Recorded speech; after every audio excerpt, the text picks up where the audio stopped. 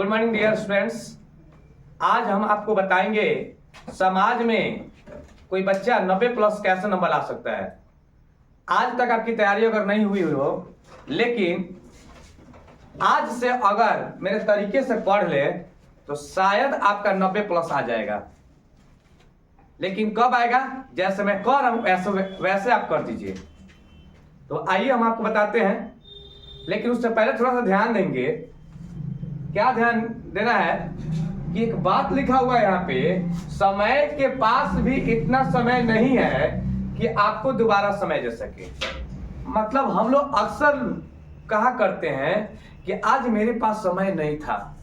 बच्चे कहा करते हैं सर आज मुझे काम घर पे इतना था कि मेरे पास समय नहीं मिल पाया कि मैं पढ़ पाऊं। इस तरह के अनेकों प्रकार के बहानेबाजी बच्चे करते रहते हैं। लेकिन समय जब अब गुजर गया है, अब वो समझ में नहीं आ रहा कि उस समाज में पढ़े तो क्या पढ़े। तो मैं आज बताऊंगा आपको कि समाज में क्या पढ़ना है और कैसे पढ़ना है, तरीका से पढ़ना है, ठीक ना। अभी तक आप मेरे चैनल को सब्सक्राइब नहीं किए हैं तो जल्दी से सब्सक्राइब कर लीजिए और बेल आइकन के बटन को दबा दीजिए। इसे लाइक और शेयर भी कीजिए। तो आइए देखते हैं। आप जानते हैं कि समाज मतलब सोशल साइंस 100 नंबर का रहता है, ठीक ना, जिसमें से 20 नंबर प्रैक्टिकल का रहता है। ये तो आप बच्चे के ऊपर डिपेंड करता है कि वो अपने सर से कितने क्लोज है, वहां से अपना 20 नंबर प्राप्त कर सकते हैं। 20 में किसी को 19 मिल जाता है, किसी को 18 मिल जाता है। लेकिन देखने को ज्यादा मिलता है, कुछ बच्चे जरा टीचर के क्लोज रहते हैं तो उनको 20 नंबर मिल ही जाता है, ठीक ना। बच गया मेरे पास 80 मार्क्स का, ठीक ना।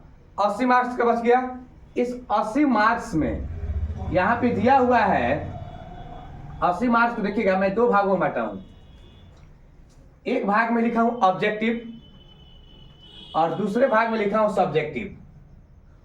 ऑब्जेक्टिव 40 नंबर का रहेगा और सब्जेक्टिव भी 40 नंबर का रहेगा। तो आइए सबसे पहले हम लोग ऑब्जेक्टिव समझते हैं कि ऑब्जेक्टिव में 40 नंबर हम कैसे लाएं। एक भी गलत नहीं होगा, जैसे मैं बता रहा हूं 40 नंबर कैसे आएगा। अगर बच्चा केवल अब सही ढंग से इसको रिवीजन कर ले तो 40 नंबर 100% आ जाएगा, ठीक है ना। तो आइए हम लोग देखते हैं ऑब्जेक्टिव के बारे में। देखते हैं सबसे पहले यहाँ लिखा अर्थशास्त्र लिखा है, लेकिन आप जानते हैं कि समाज में 5 भाग होता है। 5 भाग में भूगोल के अंतर्गत में ही आपदा रहता है, ठीक ना। लेकिन देखा जाए अर्थशास्त्र, राजनीति शास्त्र, इतिहास, भूगोल, और भूगोल में क्या होता है, आपदा रहता है साथ में। फिर भी इसको अलग मैंने लिखा है, ध्यान रखिएगा इस पे। तो ये बात याद रखिएगा 40 नंबर का ये क्वेश्चन है, लेकिन प्रश्न इसमें कितने दिए रहेंगे? 80 प्रश्न दिए रहेंगे।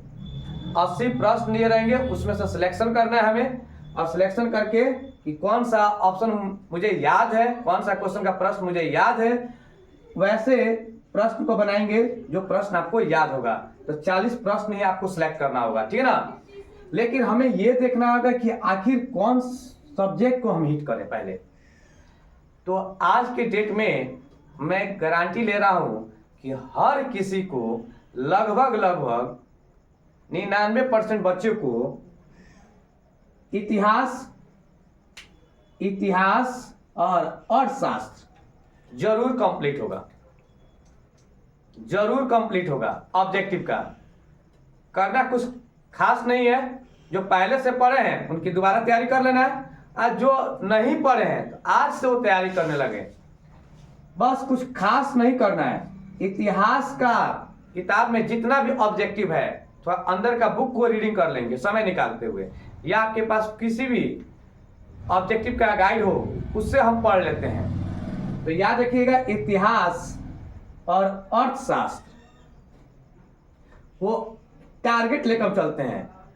इतिहास में 18 प्रश्न दिए रहेंगे, इतिहास का भी 18 प्रश्न दिए रहेंगे।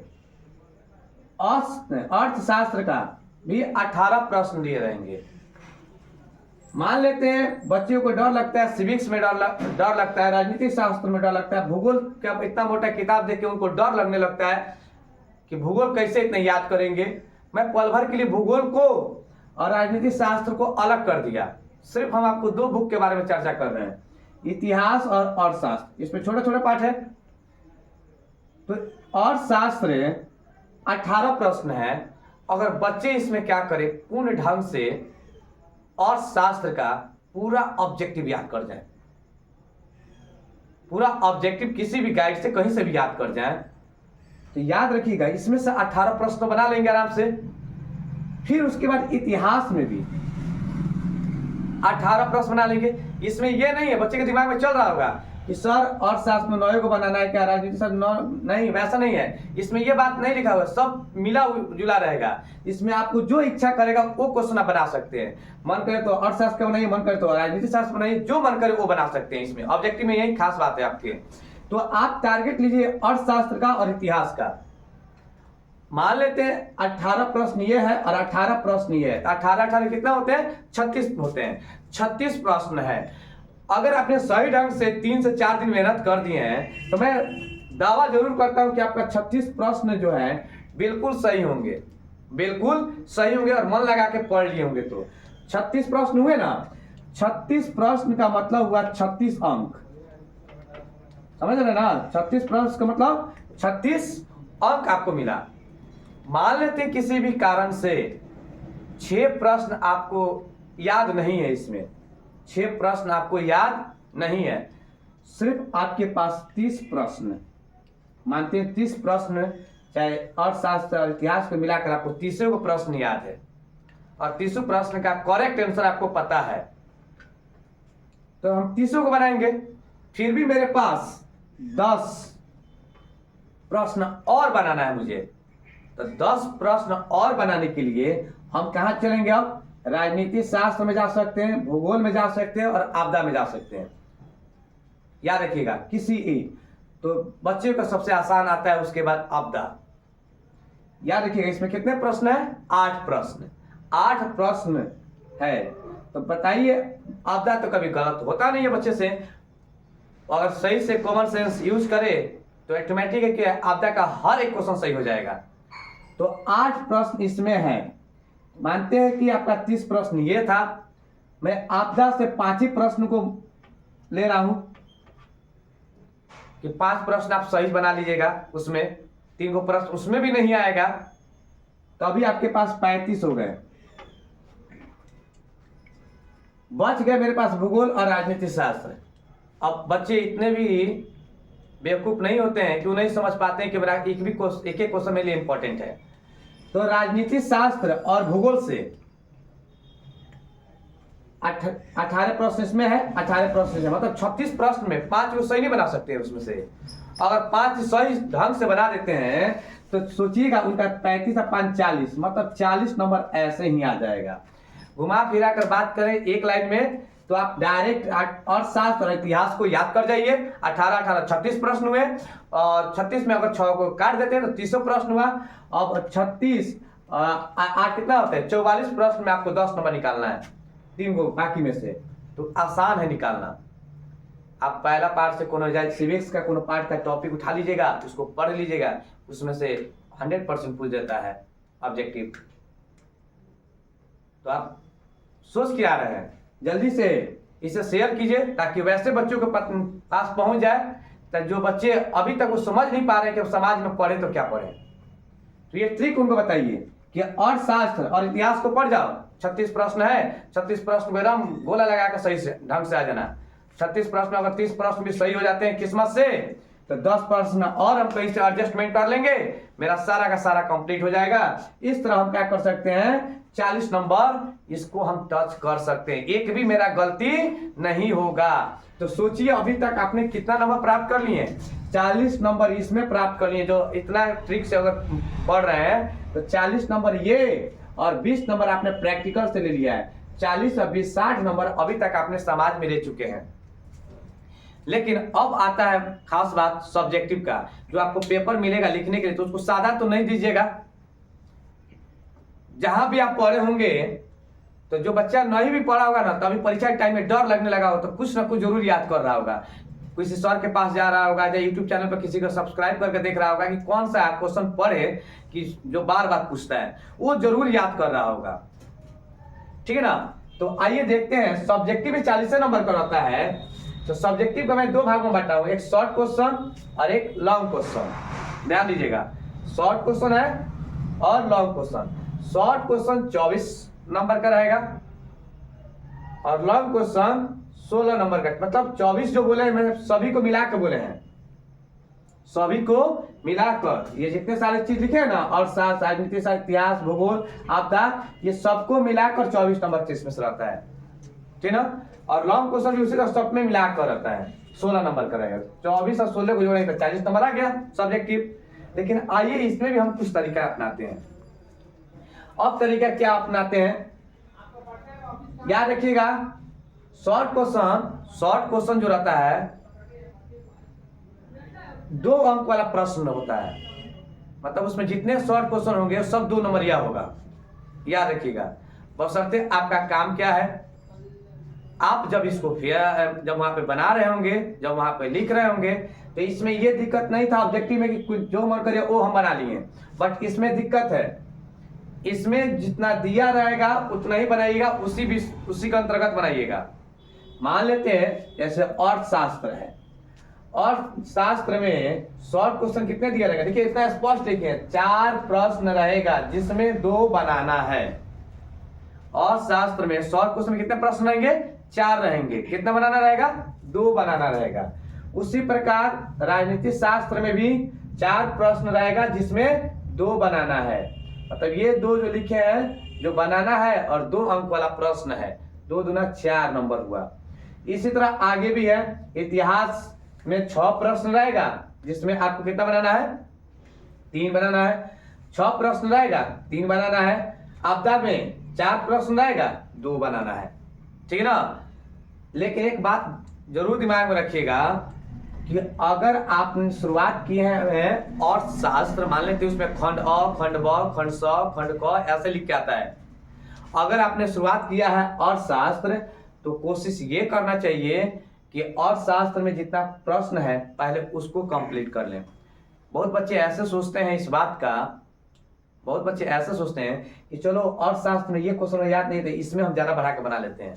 नहीं, अर्थशास्त्र में जितना प्रश्न है उतना ही बनाना होगा। इतिहास में जितना प्रश्न दिया है और जितना कह रहा है उतना ही बनाना होगा, अलग अलग खंड बाई खंड। और आपको खंड बाई खंड लिखना होगा। मान लेते हैं यहाँ पे लिख रहे हैं खंड, जैसे ध्यान दीजिएगा, मान लेते हम लिखे हुए हैं खंड अ लिखे हैं, और जब खंड अ लिखे हैं तो खंड अ में हमको बनाना है अर्थशास्त्र का बनाना है। ठीक ना।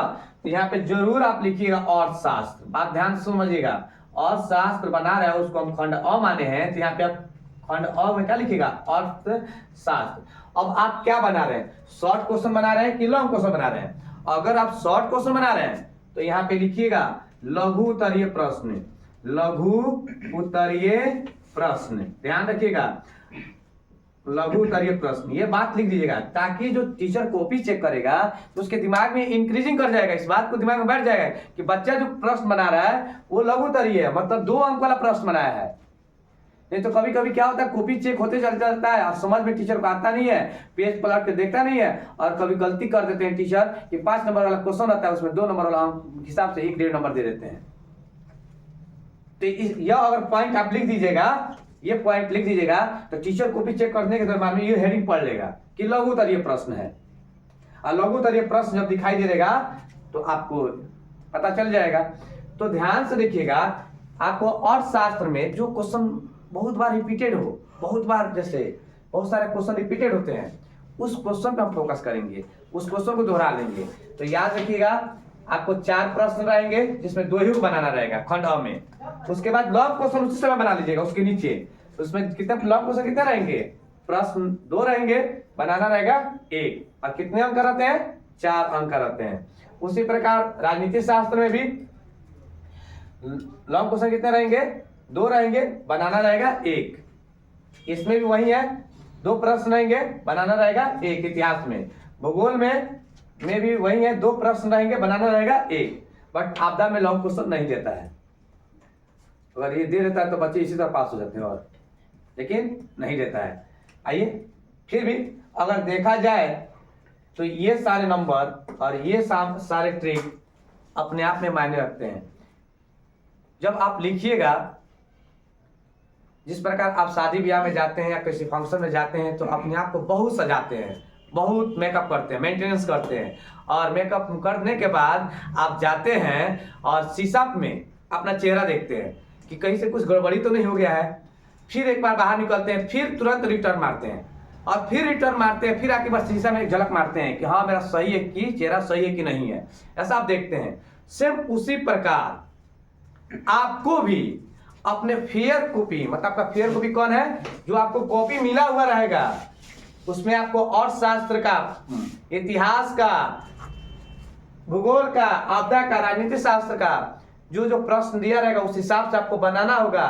तो याद रखेंगे, उसको इतना सुंदर तरह से सजाएंगे, जिस तरह शादी में दुल्हन सजती है उसी तरह आपको भी बहुत बेहतर ढंग से उसको सजा के लिखना है। अगर ऐसे सजा के लिखिएगा तो टीचर खुश हो जाएगा, और कहा जाता है कि कभी कभी अनजाने में भी टीचर क्या करता है, नंबर दे देता है, जब उसका दिल को खुश आप कर देते हैं। तो राइटिंग आपको बहुत मायने रखता है, ध्यान रखिएगा इस बात को। तो ये सारे चीज मैंने आपको ट्रिक बताया, तो 60 नंबर इसमें से है। अगर आप पेपर आपको जो मिला हुआ है, अगर उस पेपर में मान लेते हैं, वो पेपर में मान लेते हैं कि किसी भी तरह से अगर आप 30 नंबर ले लेते हैं, 40 नंबर में 30 नंबर ला लेते हैं, तो सोच लीजिए तो 60 प्लस कितना होता है, 30, 90। परीक्षा के टाइम पर भी अगर आप पढ़ लीजिएगा तब भी आपका 30 नंबर 25 प्लस जा सकता है, 30 प्लस जा सकता है। इसी तरह बच्चे ट्रिक से 90 प्लस लाते हैं। जो बच्चे तेज होते हैं वो तो समझदार हैं, वो जानते हैं, लेकिन जो तेज नहीं है, जो अपने आप को कमजोर समझते हैं, दुनिया में कोई कमजोर नहीं होता है, आपकी मन में जो भावना है वो कमजोर आपको बना देती है। इसलिए अपने आप को कभी कमजोर ना समझे। अगर आपको किसी तरह से दिक्कत हो रही है तो आप मुझे कांटेक्ट करें, ठीक ना। मेरे यूट्यूब चैनल पर सब्सक्राइब करके उसमें कमेंट कीजिए कि सर मुझे ये सब्जेक्ट में मुझे प्रॉब्लम हो रहा है, मुझे समझ में नहीं आ रहा है, मैं आपको उसमें मदद जरूर करूंगा, ठीक है ना। तो इस तरह देखा जाए तो आप समाज में अच्छा नंबर ला सकते हैं। तब तक के लिए मैं आपको मेरे तरफ से धन्यवाद। जय हिंद, जय भारत।